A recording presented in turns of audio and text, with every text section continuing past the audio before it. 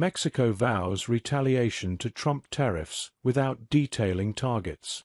Mexican President Claudia Sheinbaum on Saturday ordered retaliatory tariffs in response to the U.S. decision to slap 25% tariffs on all goods coming from Mexico. In a lengthy post on X, Sheinbaum said her government sought dialogue rather than confrontation with its top trade partner to the north, but that Mexico had been forced to respond in kind. "I've instructed my economy minister to implement the Plan B we've been working on, which includes tariff and non-tariff measures in defense of Mexico's interests," Sheinbaum posted, without specifying what U.S. goods her government will target. For decades, the two neighbors have seen cross-border trade grow, including from a highly integrated auto industry, as well as massive volumes of crude oil, natural gas and motor fuels that move in both directions. There is also a booming farm trade. Mexico sends large volumes of fresh produce north, including avocados and tomatoes, while U.S. farmers supply huge amounts of corn and other grains to Mexican buyers.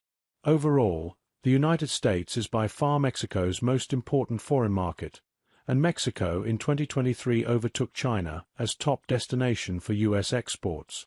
Mexico has been preparing possible retaliatory tariffs on imports from the U.S., ranging from 5% to 20%, on pork, cheese, fresh produce, manufactured steel and aluminum, according to sources familiar with the matter. The auto industry would initially be exempt, they said. Economy Minister Marcelo Ebrard said on X that Trump's tariffs were a flagrant violation of the U.S.-Mexico-Canada agreement. Plan B is underway, Ebrard said. "We will win."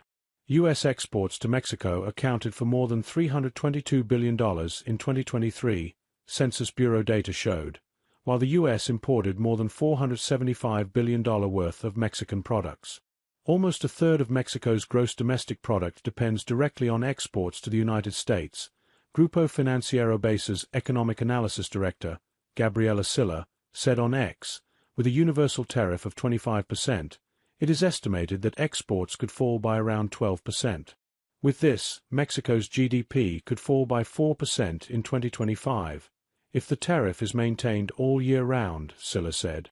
In her post, Sheinbaum also rejected as slander the White House's allegation that drug cartels have an alliance with the Mexican government, a point Trump's administration used to justify the tariffs.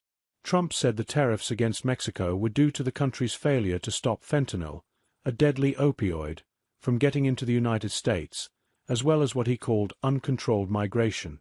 Sheinbaum touted her government's record since she took office in October, seizing 20 million doses of fentanyl, in addition to detaining over 10,000 people tied to drug trafficking. The U.S. measures were one of the heaviest attacks Mexico has received in its independent history, Mexico's ruling party congressional leader Ricardo Monreal told broadcaster Milenio.